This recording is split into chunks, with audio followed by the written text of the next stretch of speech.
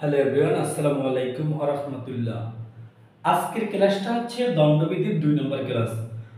যারা পরীক্ষার্থী আছেন অথবা পুলিশ পদোন্নতি পরীক্ষা দিবেন, আপনাদের জন্য আজকের ক্লাসটা খুবই একটা গুরুত্বপূর্ণ ক্লাস। তবে আপনাদের পরীক্ষার্থীদের উপকারের জন্য আমার এই ভিডিও ক্লাস, আমার এই ক্লাস দেখার পরে যদি আপনার উপকারে আসে, সেক্ষেত্রে অন্য পরীক্ষার্থীদের উপকারের জন্য আমার ক্লাসটি শেয়ার করে দিবেন। এবার চলুন মূল আলোচনায় চলে যাই। আজকে দণ্ডবিধির 2 নম্বর ক্লাস। ইতিপূর্বে আমি প্রথম ক্লাসে দণ্ডবিধির প্রাথমিক বিষয় নিয়ে আলোচনা করছি। আজকে আমরা মূল দণ্ডবিধি নিয়ে আলোচনা করব, অর্থাৎ দণ্ডবিধির আজকে 1 ধারা থেকে আমরা একটু আলোচনা করব। 1 ধারা হচ্ছে শিরোনাম, আওতা, আরম্ভ। কি বলছি? শিরোনাম, আওতা, আরম্ভ। শিরোনামটা কি? এটা শিরোনাম হচ্ছে দণ্ডবিধি। এই যে দণ্ডবিধি, এটা আওতা সমগ্র বাংলাদেশ, সমগ্র বাংলাদেশ। তারপর এটা আরম্ভ 1 জানুয়ারি 1862। কি বলছি? 1 ধারায় বলা আছে শিরোনাম, আওতা, আরম্ভ। তাহলে এইটা শিরোনামটা কি? শিরোনামটা হচ্ছে দণ্ডবিধি, আওতা হচ্ছে সমগ্র বাংলাদেশ, আর আরম্ভ হচ্ছে 1 জানুয়ারি 1862 সালে। এবার চলুন দেখি 2 ধারায় কি বলছে। 2 ধারায় বলছে বাংলাদেশের মধ্যে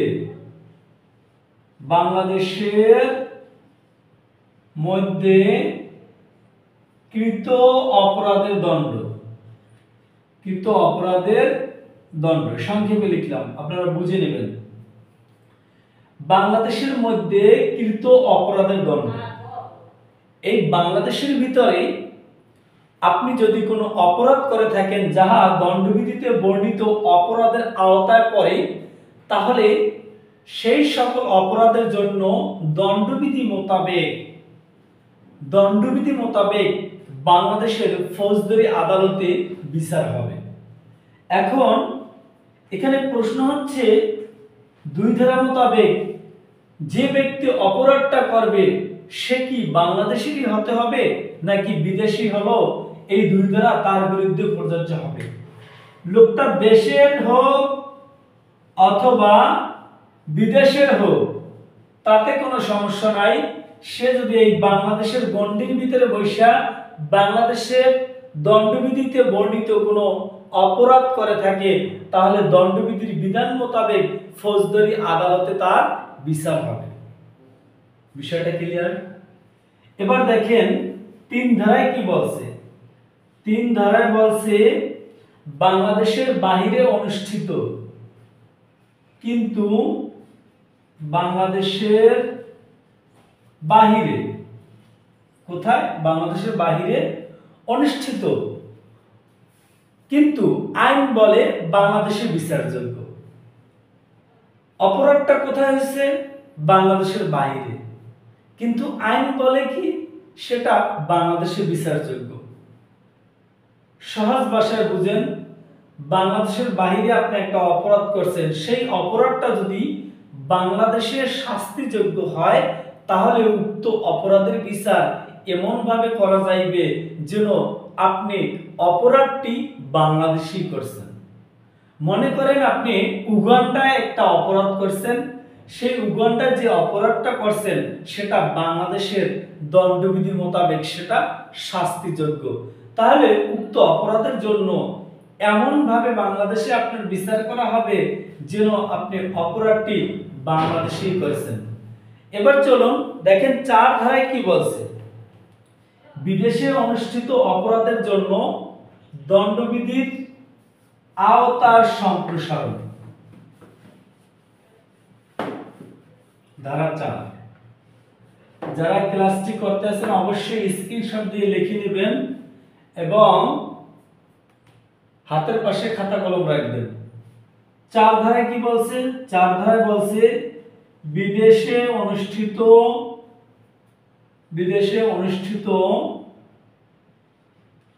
অনুষ্ঠিত অপরাধের জন্য দণ্ডবিধির আওতা সম্প্রসারণ। বিদেশে অনুষ্ঠিত অপরাধের জন্য দণ্ডবিধির আওতার সম্প্রসারণ। বাংলাদেশের কোনো নাগরিক যদি বিদেশে কোনো অপরাধ করে তাহলে এই দণ্ডবিধির বিধান মোতাবেক বলা যাবে যে আপনি আমার দেশের লোককে আমাকে দেন, আমি বিচার করে দিই। এটা হচ্ছে দেখবেন গ্রামাঞ্চলে কিন্তু আপনারা একটা বিষয় দেখছেন যে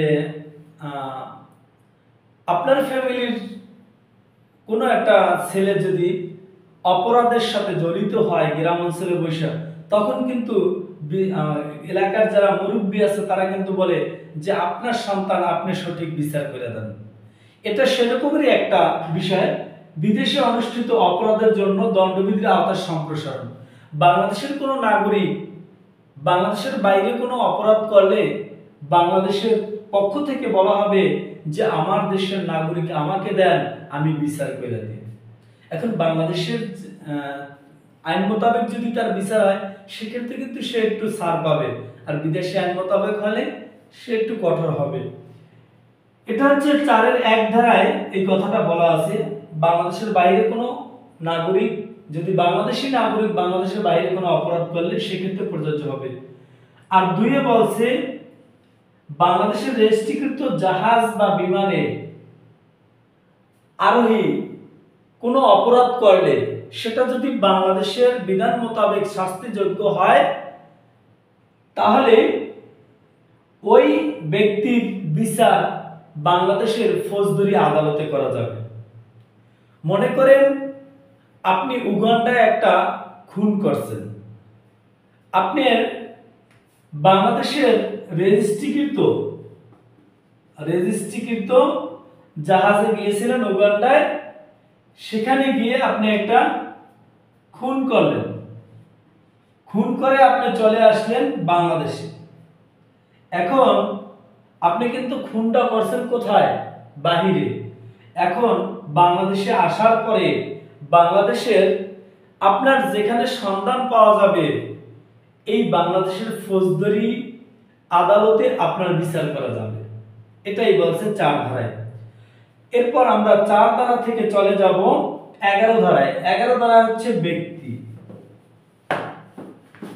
11 ধারায় কি? 11 ধারা হচ্ছে ব্যক্তি,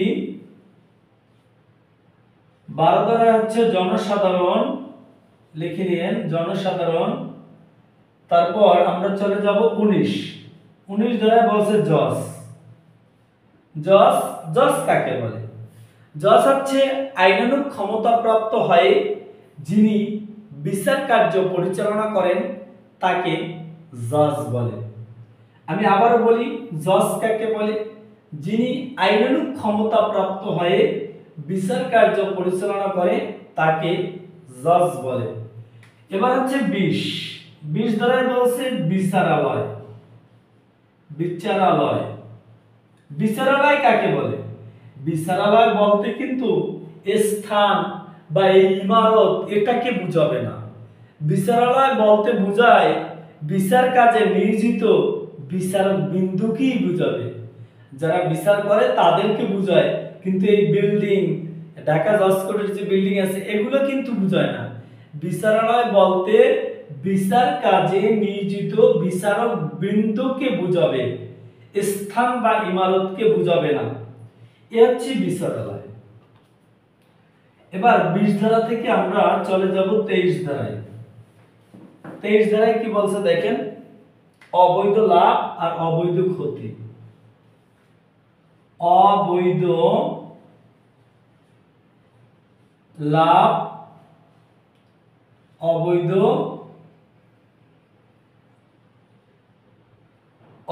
ক্ষতি। অবৈধ ক্ষতি। অবৈধ লাভ কাকে বলে? অবৈধ লাভ 23 ধরা হচ্ছে অবৈধ লাভ আর অবৈধ ক্ষতি। অবৈধ লাভ কোনটা? অবৈধ লাভ হচ্ছে আপনি যে যে লাভটা মানে যে লাভটা করতে আছেন, যে মুনাফাটা পাইতে আছেন, মানে যে সম্পত্তিতে আপনার আইনানুগ কোনো অধিকার নাই, সেটাকে বলে অবৈধ লাভ। অবৈধ লাভকারী ব্যক্তির ওই সম্পত্তিতে আইনানুগ কোনো অধিকার থাকে না। অবৈধ লাভটা কি? আপনি এইটাই অবৈধভাবে আপনি পাইছেন, এই মার্কেটটা আপনি পাইছেন, কিন্তু এটার প্রতি আপনার আইনানুগ কোনো অধিকার ছিল না, এটাকে বলা হয় অবৈধ লাভ। যেমন কি ঘুষ, কি এই ঘুষটা কি? অবৈধ লাভ। এই ঘুষটা কিন্তু আপনার আইনানুগ কোনো অধিকার ছিল না, এটা হচ্ছে অবৈধ লাভ। লাভকারী ব্যক্তির উক্ত সম্পত্তিতে আইনানুগ কোনো অধিকার থাকবে না, তাকে বলে অবৈধ লাভ। অবৈধ ক্ষতিটা কি? ক্ষতিগ্রস্ত ব্যক্তির যেই সম্পত্তি ক্ষতি হয়েছে, উক্ত সম্পত্তিতে আইনানুগ অধিকার রয়েছে। অবৈধ ক্ষতিটা কি? ক্ষতিগ্রস্ত ব্যক্তির যেই সম্পত্তি ক্ষতি হয়েছে, উক্ত সম্পত্তিতে আইনানুগ অধিকার রয়েছে, সেটাকে বলা হয় অবৈধ ক্ষতি। অবৈধ লাভটা হচ্ছে যে ঘুষ গ্রহণ করে, যে সম্পত্তিতে লাভকারী ব্যক্তির আইনানুগ অধিকার থাকে না, তাকে বলে অবৈধ লাভ। এবার আমরা যাব 29 হচ্ছে দলিল। আজকে আমরা এই পর্যন্তই থাকবো। দলিলের বিস্তারিত আছে আপনার এভিডেন্স অ্যাক্টের 3 ধারায় আছে। আজকের মতো এই পর্যন্তই। আমার এই ছোট্ট ক্লাসটি যদি ভালো লেগে থাকে অবশ্যই অন্য পরীক্ষার্থীদের উপকারের জন্য শেয়ার করে দিবেন। সবাই ভালো থাকবেন, সুস্থ থাকবেন। আল্লাহ হাফেজ। আসসালামু আলাইকুম।